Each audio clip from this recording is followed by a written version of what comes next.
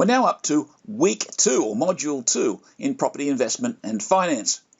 In this module, we start looking at serious applications of the financial mathematics that we revised last week and their application for a fairly stylized or a fairly specialized discounted cash flow model, particularly suited for property investment.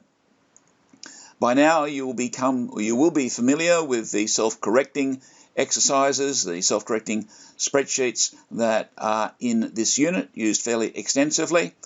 Getting the yellow highlights to go away is always a little bit of fun. It's almost like a detective game, and so look at it in that light. Hopefully this application of basic financial maths, but to what appears to be a fairly complex application, will not be too daunting for you. And especially since when we build it in an Excel model, the nice thing about it is that each one of those calculations in each one of those individual cells usually are very simple calculations.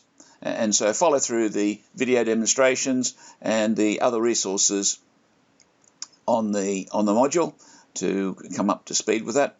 And we're also, in the theory side, looking at the way that property is an investment and looking at it as a series of cash flows. This is slightly unfamiliar to dyed-in-the-wool property people who tend to see property and as a marvellous and separate thing. But especially the American tendency is to see a property investment as simply another form of investment, just a series of cash flows.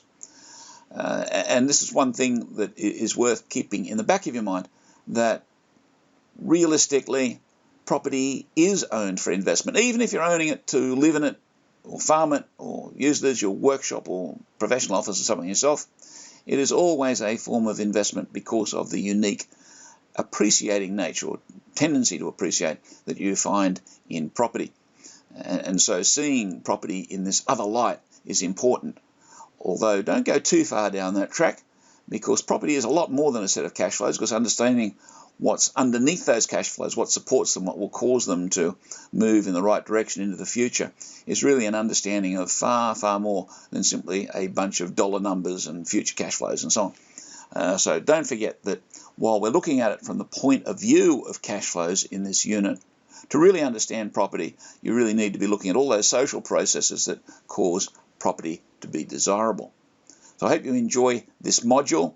It's really the beginning of the more serious side, getting on top of this discounted cash flow model and starting to build your own is a very important use of your time.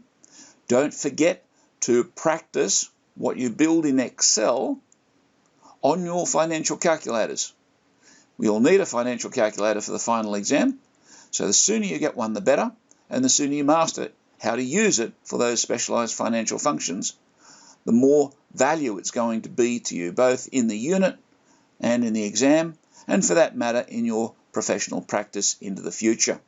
So don't go slow on that, and especially don't leave it till the week before the exam to pull a financial calculator out of the box, and then you're going to be all sort of fussed and flurried trying to work out how to use it because the exam is kind of breathing down your neck. We don't want that. Get into the financial calculator as soon as possible.